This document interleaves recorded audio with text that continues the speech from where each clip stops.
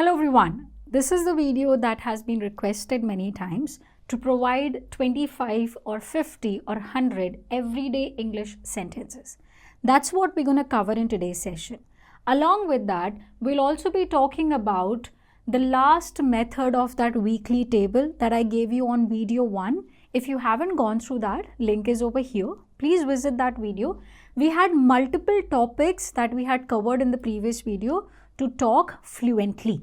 And topics around you is one of the methods that you can actually apply at home to gain fluency. Let's talk about what you will find in today's video. We'll be talking about objects around you, how to describe them, how to talk about small items that we see around. Next, 25 English sentences ranging from intermediate to advanced English. You will not find any basic sentence in this video. You will only find intermediate to advanced English. And finally, my favorite is the bonus tip for today's video. Let's get going. You know what to do here, right? You have to subscribe and like if you like our content. We need your support to keep going, to keep creating quality content and to have a little bit of fun at the same time, right? Now, let's have a quick look at the weekly table that we have been discussing for almost a week or more than that. We have already talked about movie clips. The link is over here. We have talked about reading segment. Link is over here. We have talked about describing an image. Link. Theme preparation. Link is over there. And then in today's chapter, in today's session, we will be talking about how to talk about items around you. Why do we need to talk about items around you? Think about it.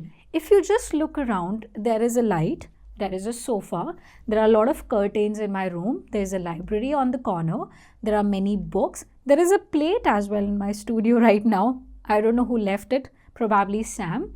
All these items are an opportunity for you to create sentences on them. Any item you pick, you create 3 to 4 sentences on it, and with each sentence you upgrade yourself. Basic, intermediate, advanced. In today's lecture, I'll exactly teach you how to upgrade your sentences, how to create intermediate advanced sentences, how to get proper grammar and vocab while creating those sentences. And also I'll tell you how this method really enhances your English. How is it beneficial? Let's get going.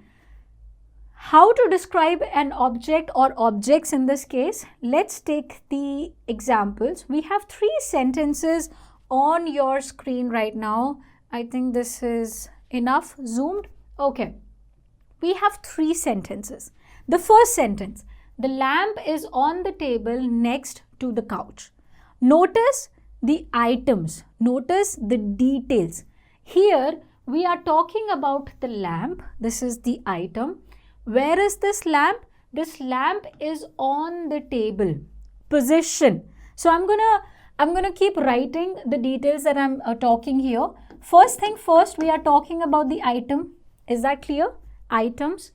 Next, we will be talking about the position of those items. Where is that object placed? Also, we have 2 positions. On the table, next to the couch. Now, if you notice, this is an intermediate level, intermediate sentence, and the only thing we have done so far is there is an item. Since we are talking about only one item, I have put the lamp. One item, unique item. Where is this? On the table next to the couch. On is your preposition, next to is your preposition. There is only one table, so I have done the table. There is only one couch, so I have written the couch. All you have to do to create such sentences is to place articles, objects, in this case noun, and prepositions, and then another noun, preposition, another noun. Okay, so here we only talked about where is the position of that item. Position is your key number 1. Next, this is my favorite coffee mug because it keeps my drink warm for hours. I gave a purpose to my coffee mug. This is the coffee mug I'm talking about, item. I gave a purpose to this coffee mug that it keeps my drink warm for hours. Or you can say, I just gave extra information why this is my favorite coffee mug. I gave extra information about my coffee mug. Third, this lamp provides excellent light for reading at night. What is the purpose of the lamp? To get excellent light while reading at night. Okay, again notice, this lamp provides simple present tense. If you are confused about prepositions, articles, tenses, don't worry. We just started our advanced series. We have many videos to come in which I'll be talking about all the grammar topics. We'll have a proper series for grammar separately in this context itself. Okay, next, provides excellent light for reading at night. I am talking about the purpose of the light. So in these three sentences, I gave the position, I gave extra information, and I gave the purpose of that object. Okay, let me summarize with the help of the table in order to describe any item around you. And why should we use these items? Because when you take a moment describing that item, you're actually thinking the right vocab for that particular object, the right grammar structure for that sentence, and most importantly, you are enhancing your fluency and your thinking power. All right. So you can talk about where the object is, key number 1, give details about the object, 2, and describe its purpose, 3. So whenever or the next time you're practicing, let's say I'm taking a book. Do you want me to grab a book right now? Okay, I've got a book in my hand. Sorry, I just went for a second. This is the book, the psychology book, Big Ideas Simply Explained. I have to talk about this book, and I'll explain this book with the 3-step process. The first step is, where is the book? I have a book in my hand, but before that, it was in my library. Okay? Or if you want to be more specific, give the name of the book. The book name is the psychology book. It was kept in the library, but I just took it in my hand. Okay, give details. In this book, there are a lot of ideas about psychology explained with a lot of pictures, with beautiful text, and they're talking all about psychology. Next, describe its purpose. This book really helps you to understand big concepts of psychology in simple language. That's the purpose of this book. Did you just notice, with 3-step process, I generated 4 to 5 sentences on a topic such as a book. It's a simple topic, but since I knew how my ideas are gonna flow, I'll talk about this, then this, then this. That's why there is a downward arrow here. You keep going from top to bottom, you actually create 4 to 5 sentences on any topic you want. Okay, I'm just going to throw it here. On my sofa, don't worry, I'm not disrespecting the book, it's right on my sofa. So this is the step you have to follow. Take examples: light, bottle, pen, sofa, chair, table, everything. Create a context like this. Create 4 to 5 sentences. Focus on the tense. Since I'm only talking about objects in present tense, I'll be using simple present tense here. If I want to talk about something for future, I can use future reference also. Okay, let's get going. These are few things that you should be taking care while explaining objects or while describing objects. Use adjectives and phrases to make your sentences richer. Look at this example. The book on the shelf is one of the best novels I have read. One of the best novels is a phrase. One of the best novels is a phrase. When you add such a big phrase in your sentence, you are automatically making your sentence look richer. And what do I mean by looking richer? I mean advanced. I mean native-like. I mean somebody that you would want to hear. Okay? So you have to use adjectives and phrases. Again, where is the book? The book is on the shelf. Why do I have this book? Because I'm reading it. Simple logic, already explained. The chair by the window, where is the chair by the window, is very comfortable for relaxing. Comfortable is the word that I have added to show the adjective. To show how is my chair. My chair is comfortable. Okay? These are two simple things that you have to do while creating such sentences.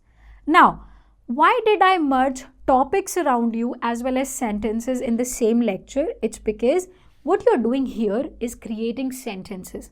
And the more you create sentences by looking at things around you, the more you start practicing with them, the better your fluency becomes. Believe me or not, this is the basic rule. Practice by speaking or writing.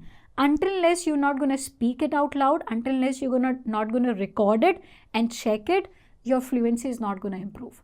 But if you do this, believe me, within 25 or 15 to 25 days, you will see tremendous improvement in you.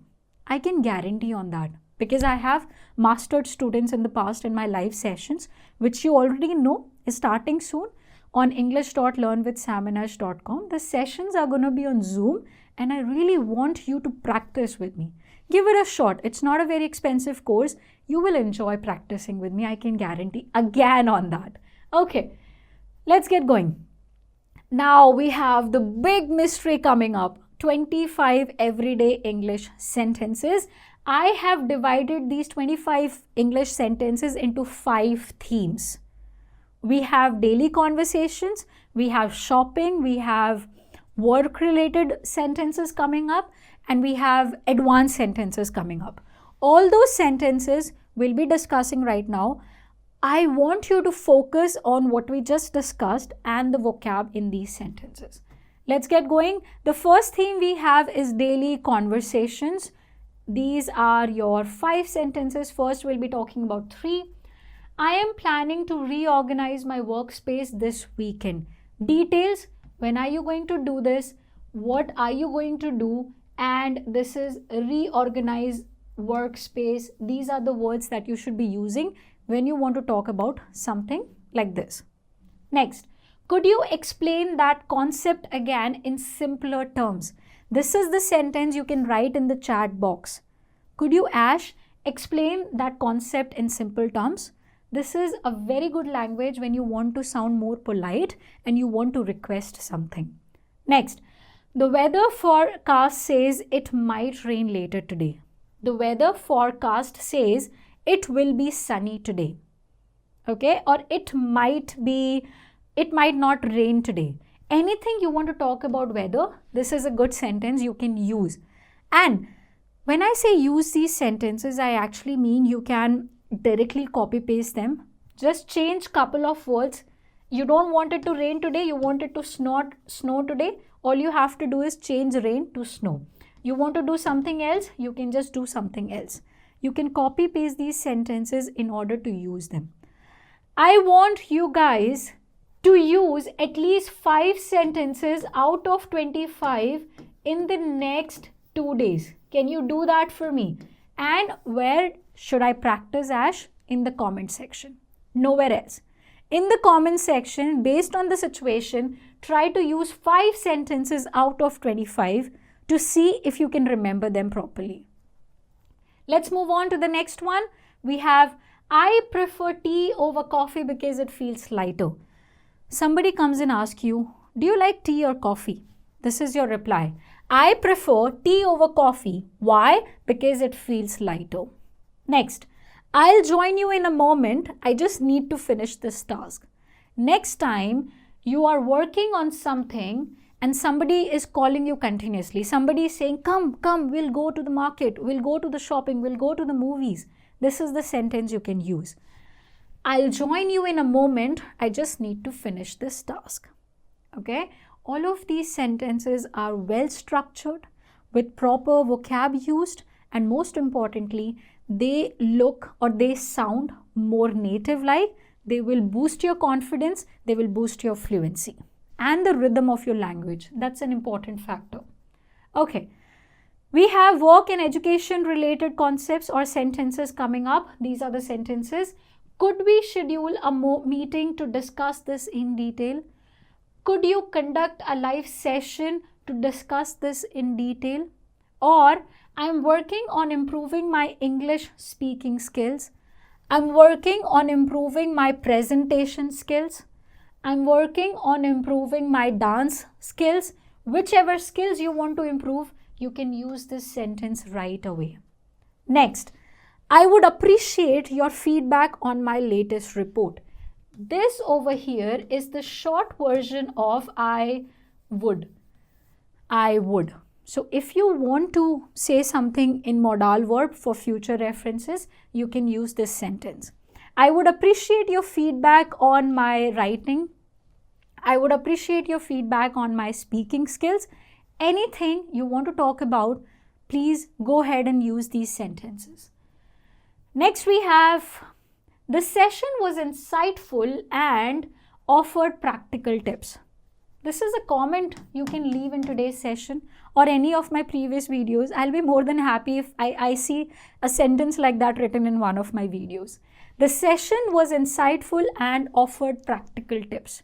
That's what our entire objective is, to give you practical tips. Next, I need to finish this task before moving on to the next one. I need to finish. I need, because it's important, it's necessary. This task. Remember these tiny details we are adding to our sentences, they are really important. They comprises a good grammar structure. This task, because I want to indicate to the next one. 4 words joined together just to say that this is the next one. What happens usually when people or students are trying to write good English, they just skip on the next task or they skip this on to next one. Every single word in a sentence plays an important role. That's what we're going to understand in the next lecture called as parts of speech. We are starting a grammar series soon in this advanced English course. So if you haven't watched all the video till now, please do it. I am pasting the link of the playlist over here so that you can follow all the videos properly. Okay, moving on, we have next theme, which is shopping and dining. Shopping and dining. 3 sentences on your screen right now. This jacket fits perfectly, but I would like it in a different color. I would like it in different color. This is a phrase, I would like it, a phrase. I am trying, this is the short form of I am. Generally, when we have 2 words like that, we should always write the shorter version of them. This sound advanced. I am trying to find a gift that's unique, that is unique, but not too expensive. Not too expensive. Good word over here. I am looking for a dress that's suitable for a formal occasion. When you go to shop next time to a mall, this is the sentence you can use. Excuse me, I'm looking for a dress that's suitable for a formal occasion. Can you suggest? This person will automatically indicate to the dress. Now, you may have this question. Ash, why do I have to learn all of this? Why do I have to talk in English? Believe me or not, you don't have to if you don't want to. If you are okay, if you are comfortable in conveying your information in your native language, because the other person can also understand your native language, you should always talk in your native language. We should always promote our native languages. But let's assume you are in a situation where the other person cannot understand your language. What to do in that case? In that case, English is used. English comes really handy when you move to a different state, when you move to metropolitan cities, when you move to different country for work and studies. This is the language you will have to use in order to communicate. And these are the sentences that you can right away use to communicate. You just have to make a list of these sentences. If you want me to send you a PDF, you have to write us an email on learnwithsamash@gmail.com. Just type in that email, Ash, can you share the sentences PDF? We have created all the free PDFs already. You can check them here. Okay, now let's get going to the next sentence on your screen. I would like to book a table to, I'll repeat. I would like to book a table for 2, that means 2 people at 7 p.m. this evening. Notice something very carefully. Detail and detail. What time? 7 p.m. When? This evening. If you want your sentences to look more intermediate or to sound more intermediate and advanced, details are mandatory. The more details you give about your items or your event, the better you sound. Next, can I have the bill, please? I need to leave soon. Notice here, can I have the bill, comma, please is added at the end, and we have a question mark because I started my sentence with can.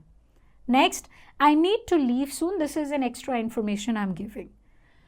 Let's move on. Also in the comment section, let me know which one is your favorite sentence. Travel and transportation is our next theme. These are the sentences we have. How long does it take to get to the airport from here? If you have to ask somebody, how long will it take? This is the sentence. Don't say how much time. Don't say that. Say how long does it take to get to the airport from here? Or my flight got delayed, so I'll arrive later than expected. Your flight was delayed, so you are reaching to the location a little late. You have to tell this to your brother on the phone. Hey, I'm so sorry, my flight got delayed, so I'll arrive a little later than I promised. Okay? You can cancel your Ola if you already know this. Okay. Can you help me figure out the route to this location? Instead of saying, where is this address? Instead of saying, can you tell me where is this? Do this.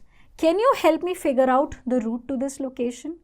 Can you help me figure out the route to this location? Can is actually used to ask question, but at the same time, it actually has a very decent touch to it. It's not rude, it's decent. Okay.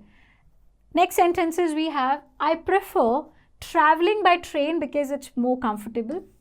Simple sentence. Exploring new cultures is one of the best parts. Remember this phrase? One of the best parts of traveling. I want to add a bit of an information here. Whenever you use one of the something, that something will be plural. Notice, one of the parts, plural. Always this word will be in plural. This is an adjective that I have added. It's optional. One of the best parts of traveling. Exploring is a good word that you can start using.